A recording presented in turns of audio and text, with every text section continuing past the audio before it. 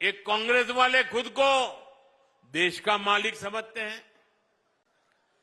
कांग्रेस के शाही परिवार का अहंकार आज देश ने फिर देखा है। द्रौपदी मुर्मू जी उड़ीसा के जंगलों में आदिवासी परिवार से निकल करके यहां पहुंची है। मातृभाषा न होने के बावजूद भी उन्होंने बेहतरीन तरीके से आज संसद को प्रेरित किया, भाषण दिया। लेकिन कांग्रेस का शाही परिवार उनके अपमान पर उतर आया है। शाही परिवार के एक सदस्य ने कहा कि आदिवासी बेटी ने बोरिंग भाषण दिया। दूसरी सदस्य तो इससे भी एक कदम आगे बढ़ गई।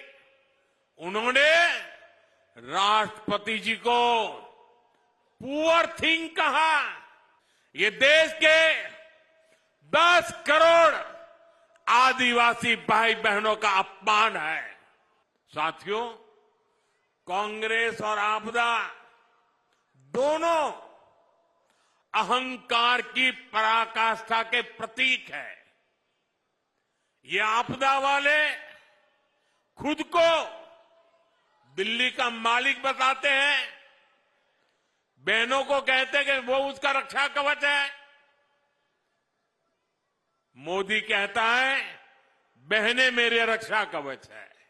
ये फर्क है। और जैसे खुद को दिल्ली का मालिक कहते हैं, एक कांग्रेस वाले खुद को देश का मालिक समझते हैं। कांग्रेस के शाही परिवार का अहंकार आज देश ने फिर देखा है। आज हमारे सम्मानीय राष्ट्रपति द्रौपदी मुर्मू जी ने संसद को संबोधित किया। उन्होंने देशवासियों की उपलब्धियों के बारे में बताया, विकसित भारत के विजन के बारे में बताया। और हम समझे द्रौपदी मुर्मू जी उड़ीसा के जंगलों में आदिवासी परिवार से निकल करके यहां पहुंची है। उनकी मातृभाषा हिंदी नहीं है, वो उड़िया भाषा में पली बड़ी है।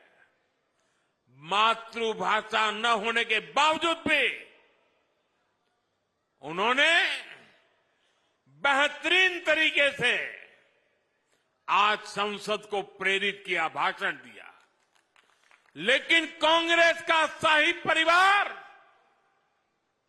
उनके अपमान पर उतर आया है। शाही परिवार के एक सदस्य ने कहा कि आदिवासी बेटी ने बोरिंग भाषण दिया। दूसरी सदस्य तो इससे भी एक कदम आगे बढ़ गई। उन्होंने राष्ट्रपति जी को पुअर थिंग कहा, गरीब कहा और चीज कहा, थकी हुई कहा। एक आदिवासी बेटी का बोलना इनको बोरिंग लगता है।